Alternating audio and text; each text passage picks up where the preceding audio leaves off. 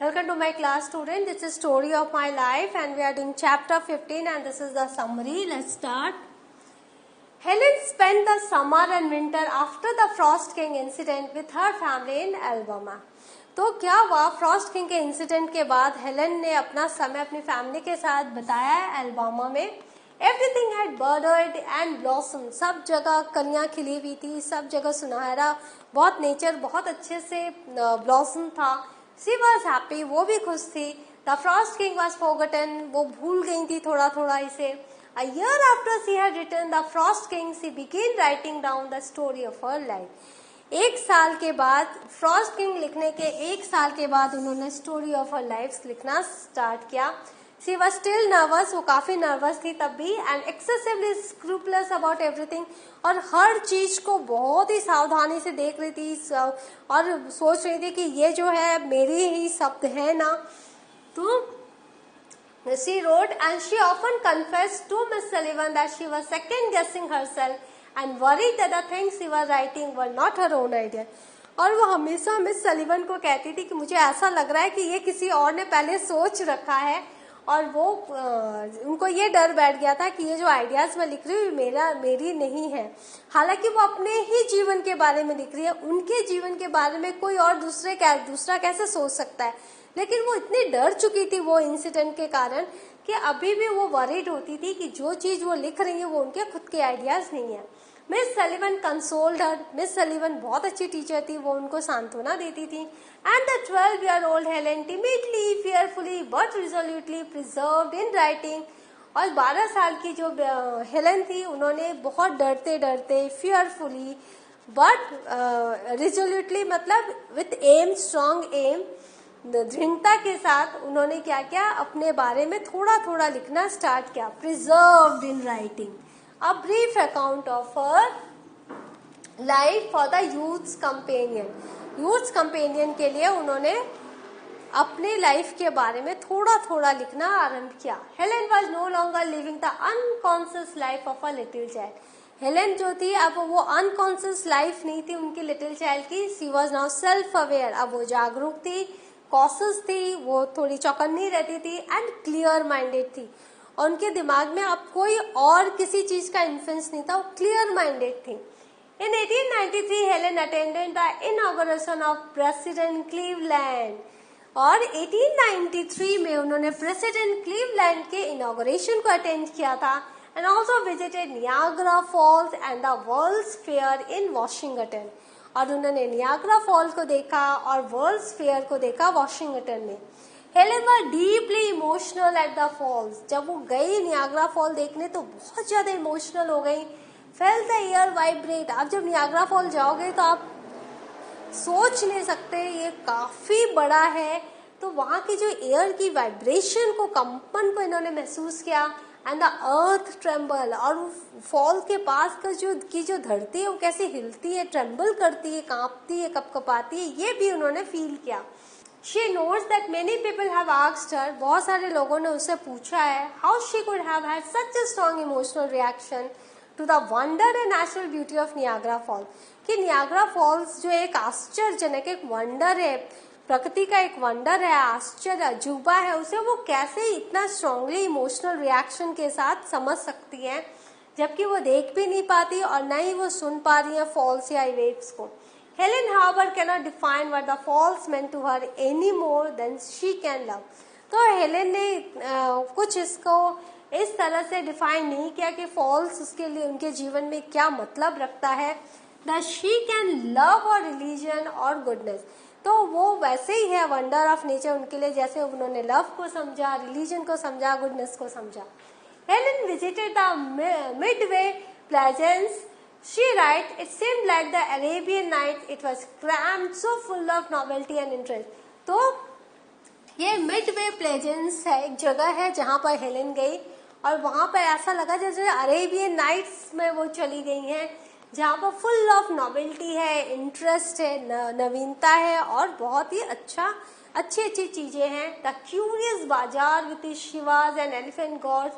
और वहाँ बाजार लगा हुआ था Ganesha, elephant gods means Ganesha, और शिवा की मूर्तियां लगी हुई थी. The land of the pyramids concentrated in the model क्यारो.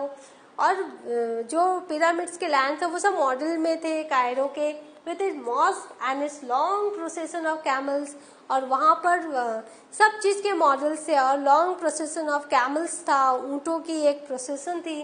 The lagoons of Venice where they sailed every evening, और वहाँ वेनिस के लेगून में वो हर शाम नौका विहार करते थे।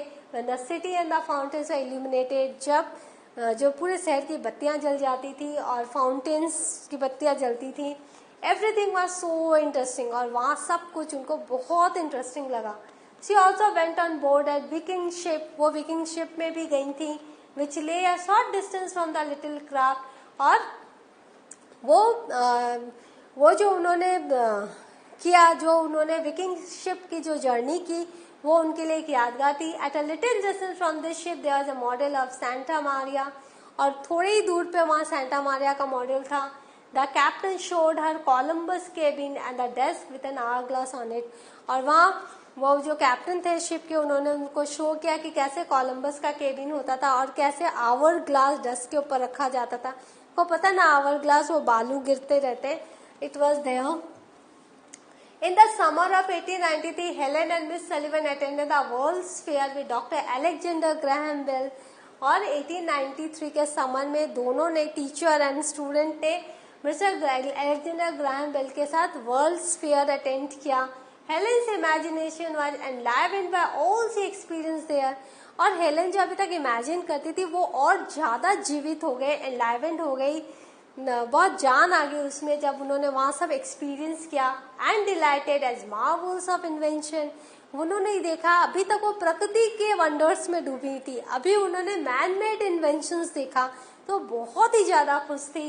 Treasures of industry, Marvels of invention, treasures of industry pass beneath her hand, क्योंकि वो सब छू छू के देखती थी तो वो सब देख के बहुत ज्यादा खुश हो गई।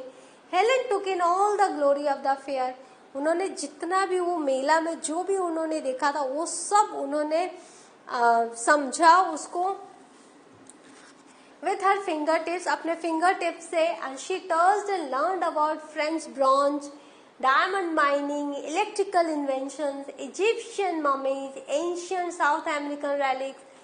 Helen credits this trip to the fair with allowing her to make a leap from childish interest in fairy tales and toys to the appreciation of the real.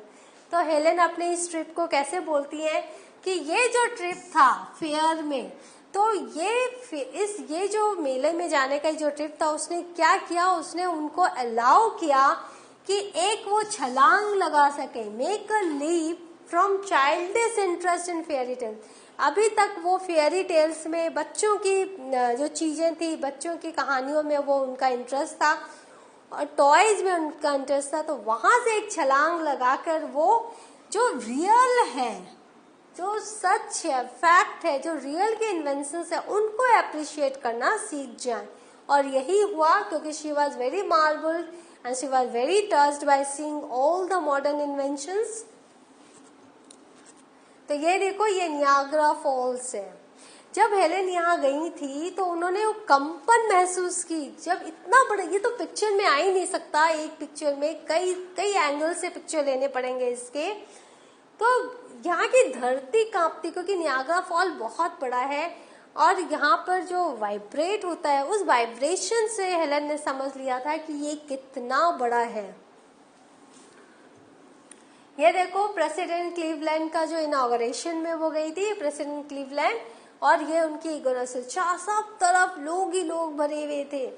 ये उनका इनॉग्रेशन, ये सब लोग हैं।